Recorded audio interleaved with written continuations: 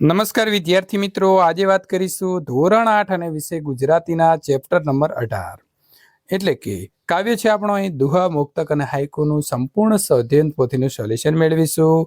એ પહેલા ચેનલની અંદર પ્રથમ વખત આવ્યા છો તો મિત્રો ચેનલને ખાસ સબસ્ક્રાઇબ કરી દેવી.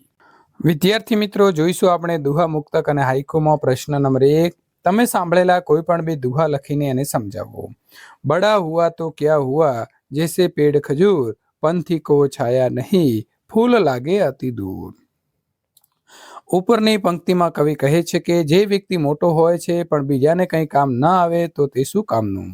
તેના માટે ખજૂરના ઝાડનું ઉદાહરણ આપવામાં આવ્યું છે. ખજૂરનું ઝાડ ખૂબ મોટું હોય છે પરંતુ તે કોઈ મુસાફરને છોયો આપતું નથી અને તેના કળ પણ ખૂબ દૂર લાગે છે, એટલે કે મિત્રો એના ફળ જે છે તે પણ દૂર લાગે છે, તેથી કોઈ કામ આવતા નથી. આથી આવા કોઈ મોટા વ્યક્તિની જરૂર હોતી નથી.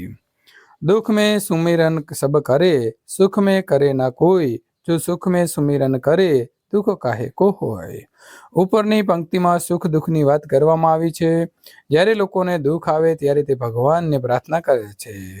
જો ખરેખર વ્યક્તિને સુખ હોય ત્યારે તે ભગવાનને પ્રાર્થના કરે તો તેના જીવનમાં દુઃખ આવતા નથી.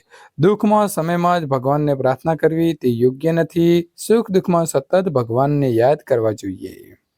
તમે વાંચેલું કોઈ એક પુસ્તકની સમીક્ષા કરવાની છે તો જીવન એક ખેલ, સંક્ષિપ્ત અનુવાદ કુંદનિકા કાપડિયા, મૂળ પ્રકાશન છે કોર્નર સ્ટોન લાઇબ્રેરી, અમેરિકા, મૂલ્ય ₹8 છે. ફક્ત 30 પાનામાં લખાયેલી આ નાનકડી પુસ્તિકા જીવનનું સારભૂત તત્વ લઈ આપણી સૌની સમક્ષ આવે છે. મૂળ 100 પાનાના પુસ્તકનો આ સંક્ષિપ્ત અનુવાદ છે. કુંદનિકા બહેન કાપડિયાના નામથી તો સૌ પરિચિત છે. એમના હસ્તે આ અનુવાદ થયો છે એટલે સોનામાં સુગંધ મળ્યા બરાબર ગણાય. પુસ્તિકાના પ્રકરણ ખેલનો ઉઘાડ જ કંઈક નવી વાત કરે છે. નીચે આપેલા શબ્દોની જોડણી સુધારીને વાક્ય પર કરવાનો છે તો કીજીએ, કામ એસા કીજીએ લોગ ખુશ હો જાય. પીંછી, મોરની પીંછી સુંદર હોય છે. કલ્પના, અમુક લોકો સુખ વિશે માત્ર કલ્પના કરતા હોય છે, મહેનત કરતા નથી. કવિત્રી, કવિઓ લેખકોની સાથે કવિત્રી પણ હોય છે. પ્રશ્ન નંબર 4. આપેલ દુહાને સમજાવો. દળ ફરે વાદળ ફરે, ફરે નદીના પૂર, સૂરા બોલ્યા ન ફરે, ભલે પચી મૂગે સૂર. ઉપરની પંક્તિમાં બહાદુર શૂરવીર વ્યક્તિની વાત કરવામાં આવી છે. એમાં કહેવામાં આવ્યું છે કે પવન ફરી જાય, વાદળો ફરી જાય, નદીના પૂર પણ ફરી જાય, પણ શૂરવીર વ્યક્તિઓ બહાદુર વ્યક્તિઓને બોલે તે કરતા નથી. ભલે પશ્ચિમ બાજુમાં સૂર્ય ઉગી જાય પણ શૂરવીર વ્યક્તિ બોલેલું પાળે છે. મિત્ર એવો શોધવો ઢાલ સરીખો હોય. દુઃખ આગળ રહે અને સુખમાં પાછળ હોય. ઉપરની પંક્તિમાં મિત્ર કેવો શોધવો તેની વાત કરવામાં આવી છે. એમાં કંઈ કહે છે કે આપણા મિત્ર ઢાલ જેવો શોધવો જોઈએ. યુદ્ધમાં ઢાલ જે છે મિત્રો, ઢાલ શરીરનું રક્ષણ કરે છે. તો અહીં તમારે સુધારી અને ઢાલ કરી દેવાનું છે અને અહીં પણ જે છે તમારે ઢાલ જે છે ઢ કરી દેવાનો છે.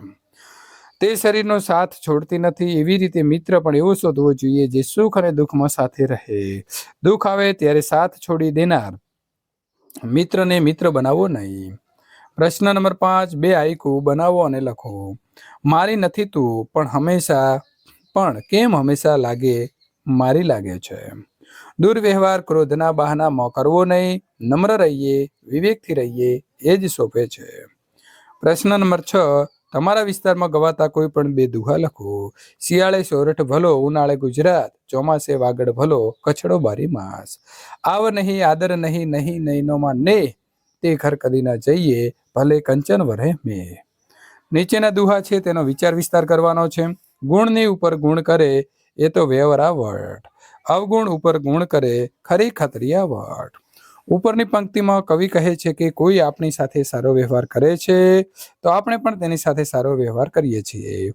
આપણી સાથે તે સુખ દુઃખમાં સાથે રહે છે તો આપણે પણ તેને મદદ કરીએ છીએ, સાથ આપીએ છીએ. એ આ એક વ્યવહાર છે.